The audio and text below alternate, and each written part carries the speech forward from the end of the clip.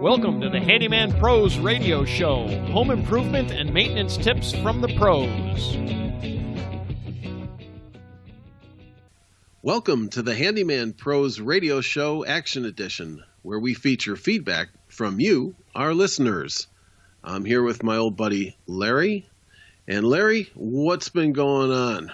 Well, again, it's been another thrilling week in the handyman business. I've been actually doing a carpentry job this week, and I was cutting lumber on this carpentry job, and I actually was my boss, the person that hired me. I'm going to say I always call the people that hire me my boss. So this was not my actual boss, but anyway, my boss at the job site noticed I was using a speed square to cut lumber, and they had I guess this guy's he works for an oil company, so I guess he's not really like ever done this kind of work before.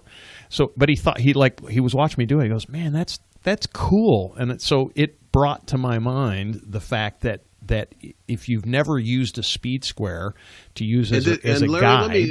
Let me interrupt you. Just make sure that what are we talking about? The speed square for the audience out there. So a speed square is it's a square item that's used to draw lines, so you can use it to draw lines. It's got like about 100 functions that you can use a speed square for. But if you look it up, we'll put some things in the show notes. We'll put a picture, but it's basically a right angle triangle with a little flap that sits down, and so you can push it up against the lumber, and it guarantees you're going to get a 90 degree on the piece of lumber.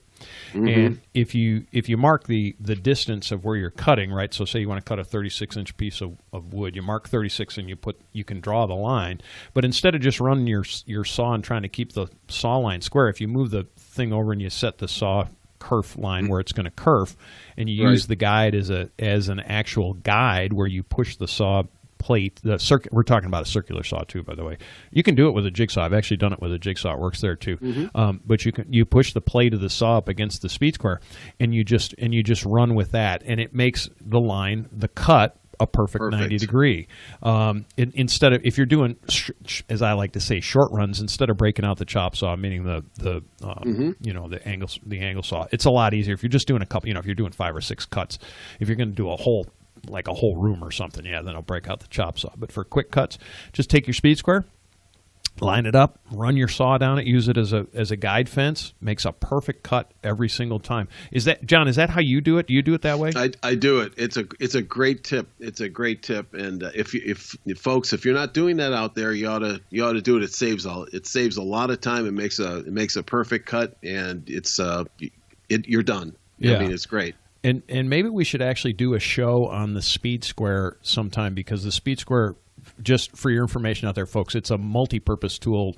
It, of course, makes you squares lines very speedy, aka speed square, but it also gets you kerfs on angles and things like that. It's a really important piece of equipment if you're doing a lot of carpentry. So anyway, just a thought. Questions at handymanprosradioshow.com. John, if someone would like to send us a question, please, or has a question to ask us for an action tip, questions at handymanprosradioshow.com, or join our Facebook group at Handyman Pros and leave a note. We will get back to you, and possibly we will even mention you on the broadcast. Ladies and gentlemen, if you've enjoyed this podcast and have derived some value from it, here's 4 things you can do. 1, tell your friends about this podcast. 2, hit subscribe on your podcast player. While you're there, leave us a review. 3, subscribe to our newsletter by going to handymanprosradioshow.com and click on the subscribe button. We'll inform you of upcoming events, shows, and give you actionable tips for maintaining your home and property.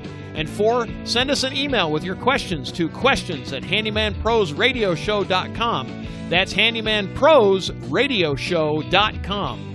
That's our show for this week. Thanks for listening. We'll see you next week on the Handyman Pros Radio Show.